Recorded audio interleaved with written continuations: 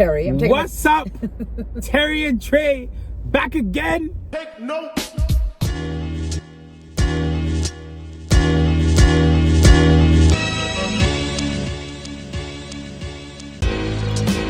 Big Beach.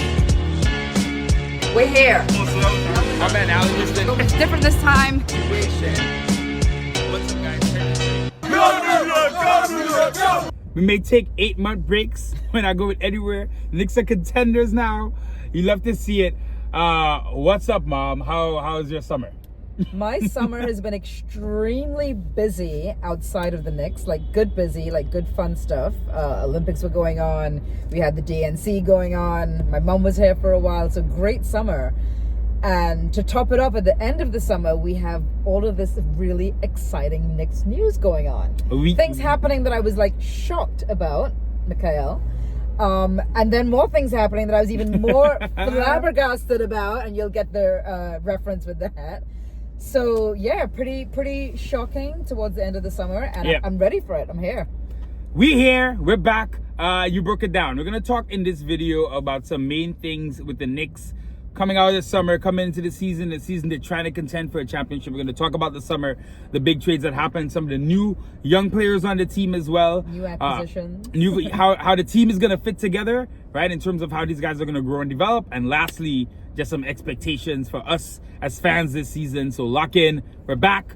Let's break it down first. Let's kick it off with the Knicks this summer. So, Mikal Bridges is here. Something we never thought would happen. Didn't think Brooklyn would trade with us. Brooklyn was going to give him up. Didn't think it was going to happen. They did it. We spent all the picks. So we got the Nova core, and then Dante was shipped out later in the summer with Julius Randle for us to get Karl Anthony Towns. So the Knicks, after getting to the second round last year, you know what I mean, getting to Game 7 against Indy with a broken team, but we saw what we could do. They didn't just sit back and wait, right? They didn't just run it back, say, okay, Randall's going to be healthy now. Let's see what happens. They made a move, obviously. They shook it up. They shook it up. They shook up the team. They took them by the arms and they shook up the team. But they made a step, right? They didn't just sit back and rest on their laurels. The real domino here started with Isaiah Hartenstein. Right. Taking 29 mil to go to the Thunder. That started everything. The second Isaiah's out, now you need a center. Ends up leading to everything happening, right? It's like Mitch. it's like you're pulling the middle part out, right? Not that he's but middle being a center. It's like you're pulling the middle out and everything's falling down.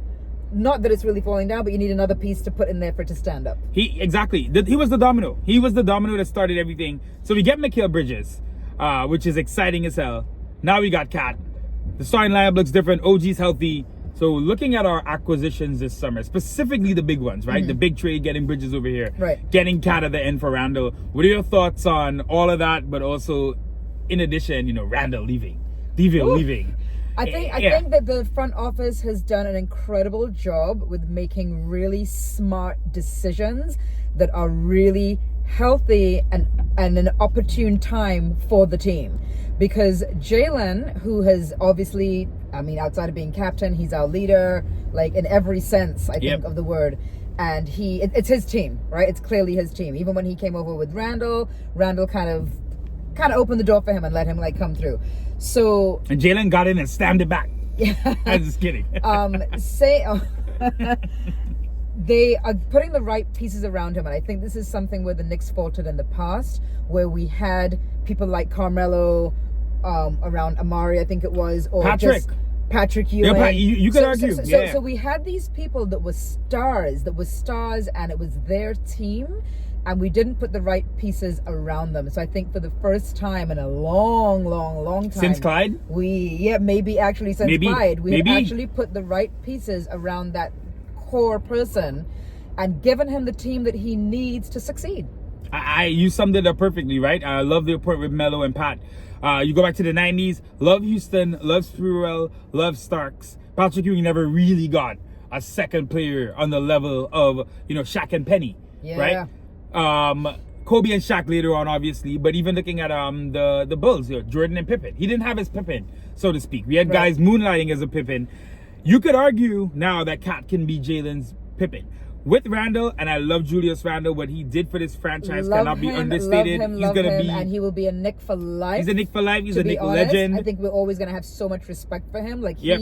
went through the ringer with our fans, including us. And then we built him back up because he was that guy. He proved he was that guy. He put forth, I mean, what a guy, love him, his family, wish him all the best forever. And that's how you get those players that, like, for the rest of your life, you will always have that respect. You always be a fan for, right? Yeah, so listen, Randall, full respect. You know, there's a part of me that wishes he got to play with this group and we got to see what could happen. We saw it happen in January last year when we had OG 12-2. 3 years, freak different things happening. Well, yeah, back-to-back years, injuries. And again, he doesn't have debilitating injury issues. It was freak accidents, but Jalen Brunson, was about to turn, I think he's 28. Mm-hmm.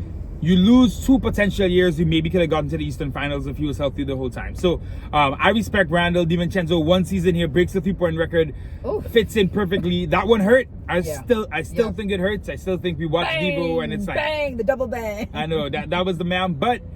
You want to make an omelet, you gotta break some eggs, right? And championship teams, you saw what Boston did, getting Porzingis, getting rid of Marcus Smart, getting Drew Holiday in, getting Derek White, of course, as well. Even if you have a good core team of guys you like, sometimes you really gotta change shit up to get to the next level. You gotta make those heartbreaking. You gotta make those heartbreaking decisions. You just have to do it. You have to do it because it's for the betterment of the team. And it can't be personal. I think that's what it can't be personal. What it boils down to as well. It can't be a personal thing. Exactly. You raise the ceiling of the team. You got a stretch 5 now in Cat, who I think is just going to grow and grow in New York City. I think I've been critical of Cat in the past. I think at times, he's been passive. He's not played with some of the force that people like. I think this city's going to bring it out of him. I think he's going to enjoy playing in front of the Garden fans. They're going to be hard on him. Who doesn't enjoy playing in the Garden? Come on. But they're going to be hard on him. And he's going to be harder on himself as a result. I like for Cat to have a huge season as the center for the New York Knicks. These guys are going to gel perfectly.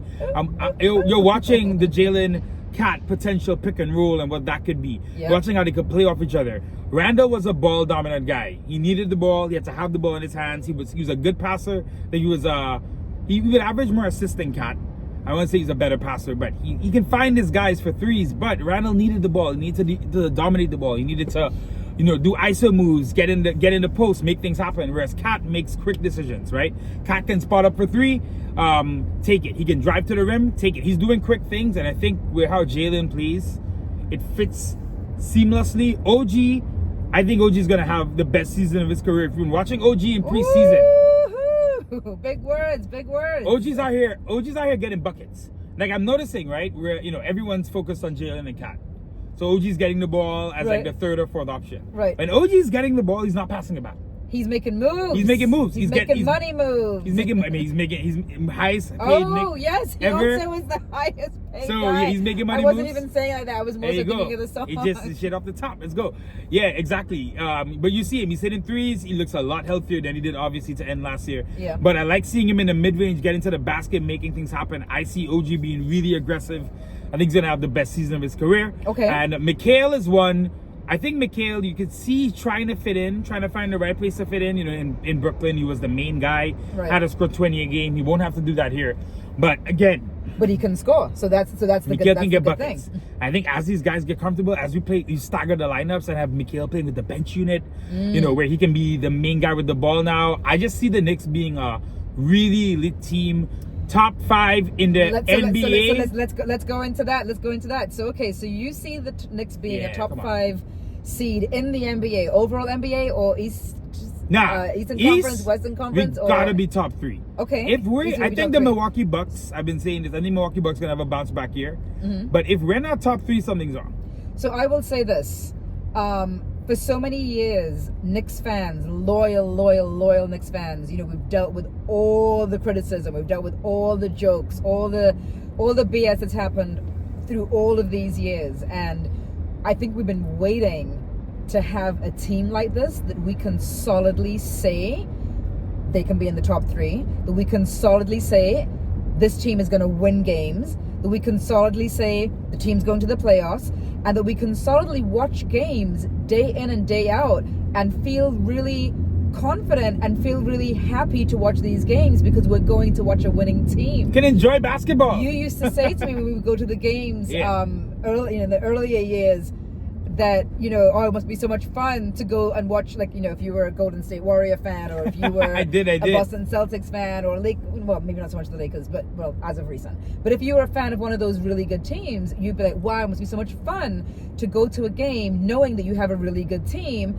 and that you're probably going to win. Because obviously, at the end of the day, when you go to a game to support your team, we obviously want to see them win. That's the name of the game. So going to these games now is going to be so much fun, having that energy to go in knowing that, yeah, we're probably winning this game. And we're right. winning this game. And the thing is, the Garden's always popping anyway. This season is going to be just a blast. Next level. So having said that, let me just ask you, what's your prediction for, outside of becoming in the top 3, how many games do you think we are going to win for the season?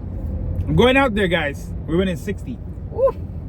Okay. 60 and 22. Okay.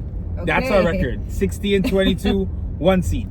All right. I'm going. Listen, I'm going in. I'm going in at this point. I'm seeing. Pray for no injuries. Yeah, we gotta pray for help, because those are always, you know, that's always your setback, right? If you have an injury that is completely like a freak accident, then it's kind of like, damn. But having said that, I'm saying that for a reason. If you do have any type of injury, or even a small injury that you want to rest a player for whatever reason, right? How are you feeling about our bench? We've had a small sampling size of watching this new bench play with some new guys, and so far I think they've shown a really nice sampling, and obviously we have to see more to see, are they really going to be that bench?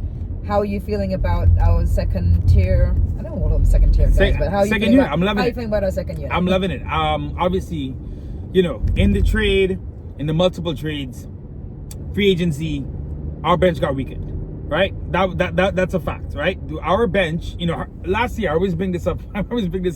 Last year, Hartenstein, DiVincenzo, and Josh Hart, the 3 of them, all started on the bench. Yep. So obviously our bench went through a bit of a shakeup, you know, so things have changed, and this bench is developing. We're going to see what they turn into, right? But depth is the biggest question about the Knicks since they made the trade. It's like, yo, DiVincenzo would have probably been the 6th man of the year had he stayed with the Knicks. He was going to be the man off the bench, getting all the shots. We would have been able, you know, DiVincenzo was clearly a starting level player, so he would have been the guy keeping us in games.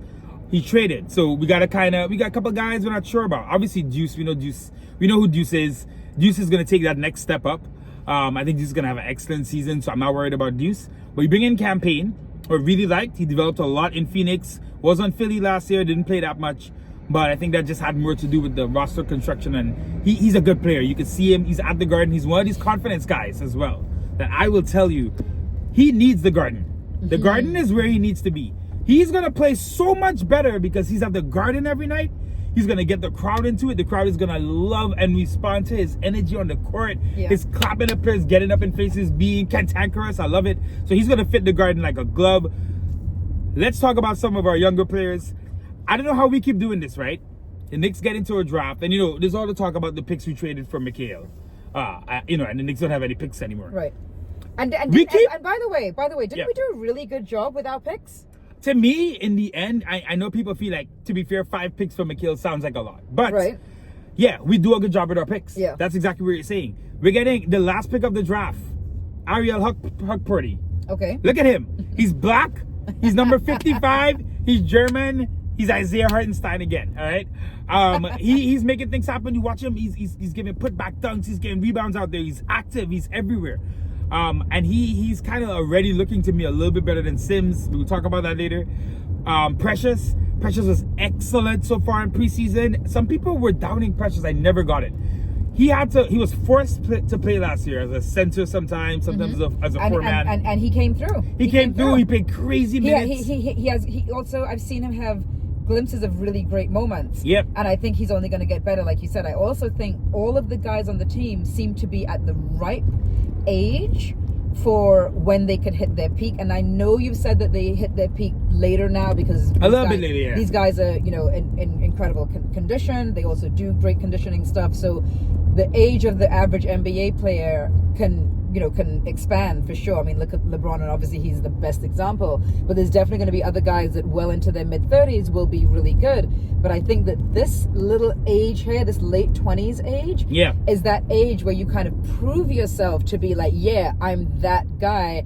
I can play that well. I can be a starter. I can be a star. So I think they're all like at that, that piece of fruit that's like just at that moment. Right, yeah. I feel that they're all, that's the apple, guys. They're in the big apple. Ripe apples. Yeah. Ripe apples. There you go. We got some ripe apples. There you go. We got a 4-year window. They set up the team for like a 2-3 year window before they really try to reassess. Right. But we got something set up. At this point, the Knicks should be in contention for the next few years. For the rest of the decade, the Knicks should be in contention. You are right. So let's see. You're right, and that's because we took our time. We have something. We took our time. But yes, we took our time, built the roster the way that it's supposed to be built. Yep. Got rid of pieces, even though it was difficult to do that. Made some really difficult decisions. But I think now at this point, this is the team. We're ready to strike too. This is the team that we were priming for. This is the team that we're going to see make it far. And this is the team, I agree with you 100%, that is supposed to be a team to be reckoned with for the next 8 to 10 years. Ooh, 10 is a lot. Well, okay, 6 to 8. 6 to 8. I would hope. At this point, I don't think the Knicks should be. When I say 10 years, by the way, not this team with all these particular don't guys. Don't let Leon Rose go anywhere. No, not That's these all it particular is. guys. I mean also the Knicks not being a laughing stock for however long. So now they should be like how Golden State Warriors. We need to download their Leon period, Rose's right? brain. Didn't they have like a 10-year period? We need to download Leon Rose's brain. Into some AI. Some AI. Keep that shit around for a long time. But no, you hit it on the head, right? The franchise has cleaned itself up. We're an elite franchise. We operate with seriousness. We're decisive. We strike when the iron's hot with these trades. You saw, it felt a little jarring, but if you watched, the Knicks didn't wait till it got a little bit stale. They didn't wait till they had to make a trade. They were preemptive. They were proactive. They made the RJ and IQ trade a little bit sooner than people would have wanted. They got OG, and you saw the improvement. But they made the cat trade a little bit sooner than we That's wanted. Exactly. They knew what the hell they were doing. They knew what they were doing. Did it right at the top of the year. Exactly. And then with Cat, a lot of us felt like, let Randall's back. He waited all those months. Let him come back and play. We felt like KP in a way. Exactly. He's injured. Let him come back and play. And then instead, what they did is they made the trade when they felt it was time. So I'm all in on this team. Just to get back to some of the young players real quick. Tyler Kolek, this dude is a straight killer. Patrick Bateman, he has a reservation at Dorsey's. All right. He is. You got it? You got the reference? Patrick Bateman? No, I did not get the reference. American Psycho. Dorsey has the restaurant. Oh. Patrick Bateman. That's So you said Bateman, and I immediately thought of Jason. Jason Bateman. Actually, Jason Bateman. yes. Yeah, I got you. So yeah. I think that's the old school me. I'm like Bateman. I'm like I know the only Bateman I know is Jason Bateman. Patrick is the old school Bateman though. He is too. Because that's from before Jason Bateman was acting. Really? 98, American Psycho. Well, Jason Bateman was in the 80s. Whoa. Are we about to have this conversation? Damn, now you really. Jason that's Bateman before my time. Was in the 80s. Jason Bateman was in the 80s? On one of those sitcoms. Oh shit, there you go. Sitcoms. I have to look it up. We took a detour. Maybe we cut this part altogether. Nah, let's just leave it in script. But Tyler Kolek, all right? You see what Tyler Kolek is bringing to the table. You always got to have that white boy. I ain't going to say the N-word, but you got to have that N-white boy up in the mix with the Knicks. Always hardcore, always bringing it, right? That's him. He's got the Tyler. Listen, he's barbecue sauce. Such a good point guard. He's such a good point guard. He has some limitations on defense. He's not the quickest lateral mover. He's not like a great shooter in the mid-range or anything. But Tyler Kolek makes plays happen, and he's a gamer. He's tough. He gets out there. It's so much fun watching him play. I don't think he's going to play a lot this season, but still good to see. You look at what the Knicks are able to do later in the draft. We're not having super high draft picks, but we're getting guys like Huck Purdy. We got Pacom Daddy. All right, the real French prince. You watch this dude. You don't want to jinx him. I'm not going to jinx him, but we did watch him play last night. And you know how I feel the guys are playing also? So outside of, I know it's preseason, so what we've seen so far is them playing a lot looser and not with maybe any stress level at all. But I also think that the team is playing like a team that knows they're a good team. That's big, yeah. Right? Yep. So it's like they know they're on this upper echelon right now. So they know that they're playing, they're almost coming out with that kind of bravado, that kind of we play for the Knicks. The Knicks ain't no laughing matter no more. We play for the New York Knicks. Yeah, and I think you mix that with someone like Tibbs who keeps them humble, keeps them sharp, doesn't let them feel like they've done anything. Because they haven't done anything. Yeah, it's good to talk about this, that, the other. We lost in the second round. We got work to do. Like we're not a Right. two-time champion. You know what I mean? So I'm glad. I think we're in the right spot. I think the mentality is in the right place. I think these guys are gonna go out there and make us proud this season. This is gonna be an exciting season. So I'm really, really looking forward to see what we see this year. Your one-seeded Knicks, and just deeper in the season as we look to what could happen. A big thing for me when I end on this note is playoff time. When we come to we really this team wants to gel. You want this team to gel in the spring. You don't want them to come out and be the best team early then fade. You want them to really gel by the spring. But to me, what really tells me, all right, we're gonna compete for a championship. We're really gonna get in there. Is Mitchell Robinson. If Mitchell Robinson, or if they make a trade, it could be either one. So if Mitch Robinson comes back mid-season and he can somewhat be himself and he gets to the playoffs healthy, and we're able to bring that off the bench, sometimes playing at the 5 with Cat at the 4, we get options because the playoffs are all about matchups, right? How many games you got to move a guy around just because he can stop that one guy. Mitch is such a weapon, so if he can come back healthy, the last remaining member of the Knicks, really. If he can come back healthy, to me, that takes us to another level where I feel we could even beat Boston. But that's a question for another day. We got to see what happens at that point. Okay, Yeah. I feel you with that. But I feel like he could end up not being here. I feel like I agree with it as well. Yeah. So I don't want that. Like you said, he's actually as of right now on this current team. Mitchell Robinson is actually the only player that we've met, right? Damn. I think Might be right. Might be right. But we're about to change that. I mean, gonna meet some of these Knicks We're about today. to change that. All right, y'all. Thanks for watching. That's just some thoughts on the Knicks. We're gonna have some more stuff come for you this season. Peace.